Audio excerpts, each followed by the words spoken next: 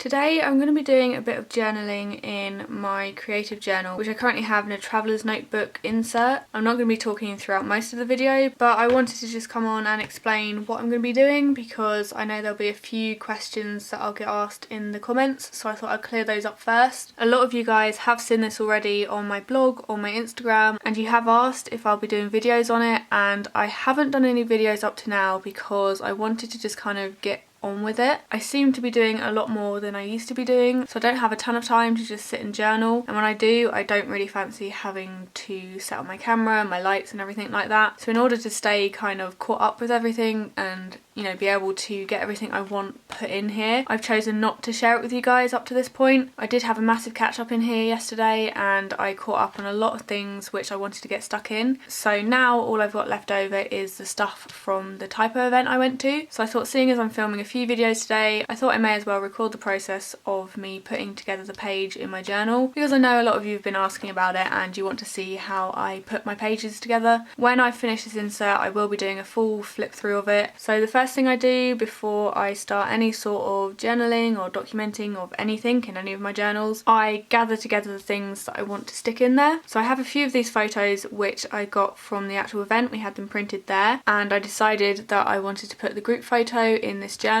I also have a little tag which was on something in my goodie bag. I have my train ticket and I have the train times that I wrote down on a little piece of paper. So these are definitely something that I want to put in there. I'm also going to print off a few more photos from the event. This is another question I get asked quite a lot, and that is how I print my photos. I print them on my Canon selfie, and I'm going to show you how I do that from my phone. So the first thing I do is actually find the photos on my phone and check that I've got all the ones that I want on my phone. If I don't have them on my phone, then I usually transfer them with Dropbox. So once I've checked I've got all the photos that I want on my phone, I then go to this app which is PhotoGrid. This is one of those apps which I've used for so long. I can't see myself using any other app. I tap on grid and then I scroll through and pick out the ones I want.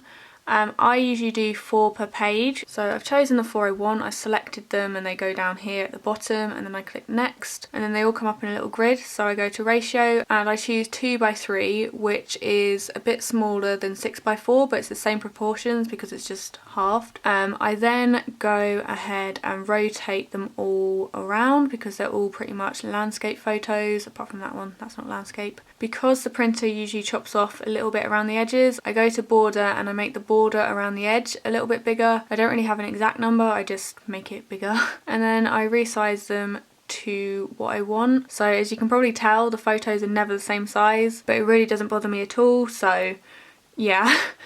This is just how I do it. Other people may have better ways of doing it, but yeah, this works for me, so I'm going with it. I then save the photo and that saves to my camera roll, and then I go on the Canon print app and I go to photo print, choose the photo that I've just created. I've got a load of face swaps on here with me and my dad.